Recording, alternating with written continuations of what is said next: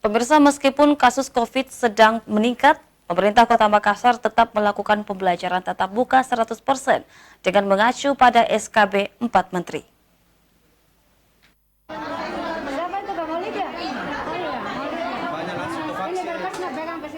Hampir seluruh sekolah di Kota Makassar menggelar pertemuan tatap muka 100% di tengah situasi COVID-19 yang sedang meningkat.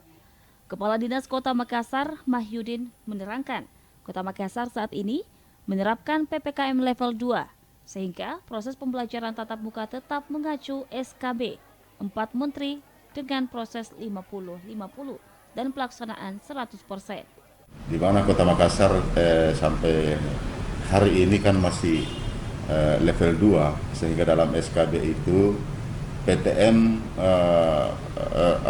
PTM bagi anak sekolah SD mulai dari PAUD SD sampai dengan SMP itu pelaksananya tetap per sesi ya. Jadi 50-50%, tetapi pelaksananya tetap 100%. Saat ini Dinas Pendidikan Kota Makassar masih menunggu jadwal dari Dinas Kesehatan Kota Makassar untuk melakukan pengecekan kesehatan bagi anak-anak dan akan membentuk dokter kelas di tiap-tiap sekolah. Rusmawandi Rara, Celebes TV.